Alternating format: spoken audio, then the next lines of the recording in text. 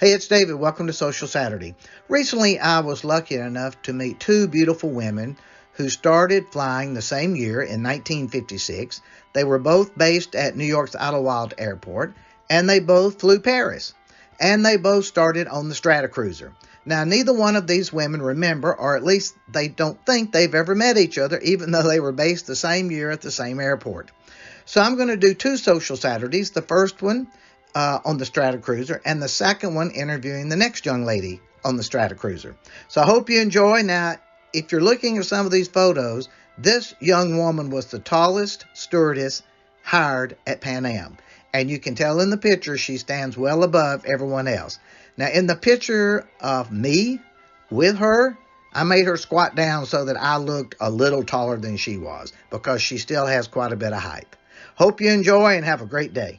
Hey, it's David. Welcome to Social Saturday. Today I have this very beautiful young 88-year-old stewardess from back in the days when she flew on the Stratocruiser. Claire Christensen, how are you doing? Well, I'm doing just great, David. It's nice to see you. So when did you start flying? In 1956. 1956, I was 2 years old, so you could have changed my diapers too if I'd been on your plane. I probably did. Tell me about working the Stratocruiser. What do you remember about it? Well, I remember the back of the plane was the galley, which in turbulence, it just swung back and forth. So if you were working in the galley during turbulence, you had a nice, calm ride, rocking ride. And it was a huge galley. Everyone liked to work in the galley. And the thing I remember most about the galley were there were big chrome stainless steel counters.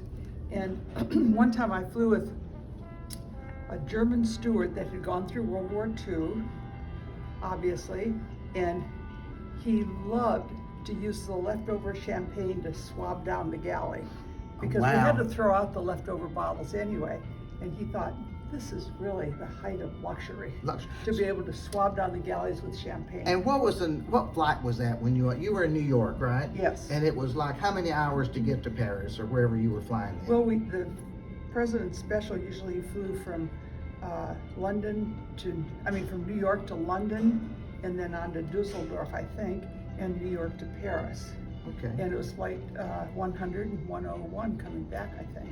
And how many hours did it take to get all the way to your final destination? Do you remember?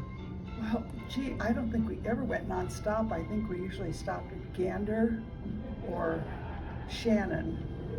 And so it probably took about 8 or 9 or 10 hours. Did those propellers always work?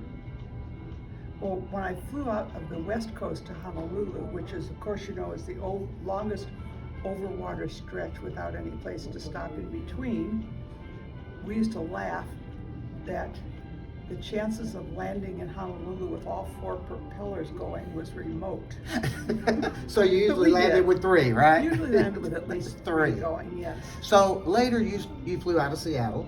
No, right? I never flew out of Seattle. Did you fly I flew out of New York, okay, and then San Francisco, okay, where on a flight down in the South Pacific, right, we flew the DC-4s actually. Okay, you flew the DC-4s. What was the biggest difference you think between working the DC-4 and the Stratocruiser? Oh, there's no comparison. The DC-4 was a little tiny thing, and the Stratocruiser was a behemoth. It was just huge, And you only had like how many passengers? Well, there were 44 passengers when it was all first class, but out in the Pacific it was made into a 2-class airplane, and I think we had maybe 12 first class and maybe 75 or 80 economy. Wow.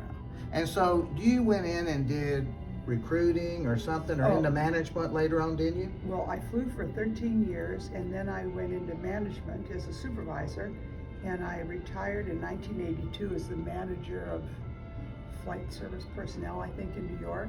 Okay. And then I was asked to come back as a recruiter and a trainer for about 5 or 6 years after I retired, which was fun because I didn't have to work too hard and all the time. Now, were you one of the tallest stewardesses? Oh, I think I was the tallest stewardess in the world for a while. Because when I was hired in 1956, the height limit for stewardesses in most airlines was 5'6", and I think Pan Am was 5'7". but I talked myself into the job at 5'10". At 5'10", wow, that's great. And I remember when I applied for a recruiting job after flying a couple of years, the gentleman in charge of recruiting said, "You can't possibly be a recruiter because you don't fit the specifications."